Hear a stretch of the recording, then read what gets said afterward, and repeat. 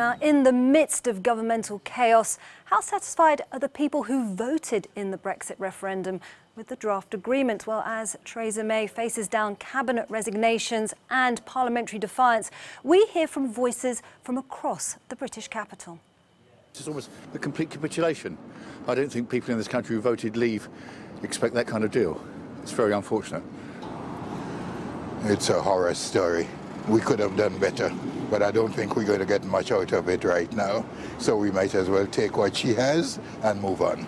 I think she's done very well considering what the hand she's been given and the ride she's getting from her party. Well, joining us live now from Westminster is our correspondent, Tig Enright. Well, Tig, we've been hearing how divided the cabinet is. Is that reflected over the UK? Is it as divided as her cabinet? Absolutely divided, I would say, yes. Whether it's along the lines of Theresa May's cabinet, I think, is another question entirely. There is obviously a huge range of emotions here, depending on which side of the Brexit divide you're on. By and large, though, I would say most of them are pretty negative. Despondency is probably the one thing that everybody has in common here. You won't find many people who really think that this is truly a good deal. Those that support it probably think it's more likely the least worst option. And given all those political developments of the last 24, 48 hours, all those resignations, the ructions within Theresa May's government, many people will be wondering if in fact it's their views which really matter, or whether the country is being held to ransom by what is happening within a power struggle within the Conservative Party. Just up the street here behind me in Parliament Square, there was a rally last night by people calling for a second vote, a second referendum, what they're calling a people's vote. And certainly certain opinion polls are pointing to growing support for that. And I think actually when you consider that the Brexit component of the country is now split on what type of Brexit is necessary or is the best option, no deal or this deal, well then that second vote becomes all the more compelling. Let me bring in Oliver Patel. He's a research associate at University College London.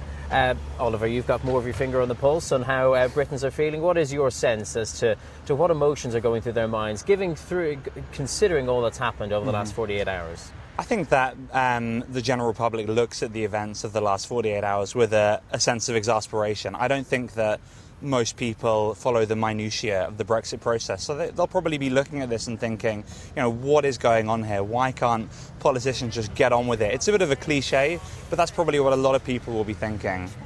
Get on with it? Get on with anything? I think that you'll have a lot of people who voted for Leave will just not really understand why it's taking so long, why it's causing so many problems. And a lot of people who voted for Remain probably just exasperated and would like the whole thing to be cancelled. So we have obviously, as you said, growing calls for a second referendum. That campaign has really increased it's been much more powerful in the past few weeks.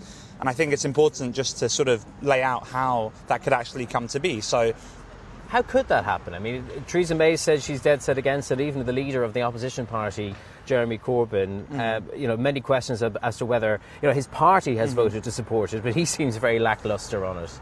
Yes, so I think there's a very clear process as to how it could happen, and it seemed rather unthinkable a few months ago, but here we are. So if Theresa May survives for the next couple of days, she clings on to power, and the European Council approve this deal, which they probably will do on the 25th of November, then there'll be a vote in Parliament in early December, perhaps the 10th of December.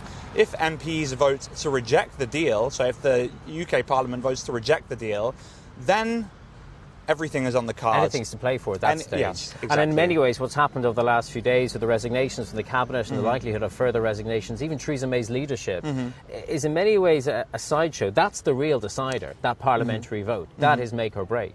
Exactly. That vote is the decisive moment in the Brexit process. Everything else pales into insignificance. And if MPs vote to reject the deal, then everything's on the table. No deal, a second referendum, a general election, and maybe even a renegotiation. And in my opinion, of all those options, a second referendum would be the most likely. OK, Oliver Patel from University College London, thank you very much for your thoughts today. How are people in Britain feeling? Well, Theresa May is going to get an earful in just over an hour and a half's time when she goes on a radio show to do a phone-in, so she'll certainly find out then.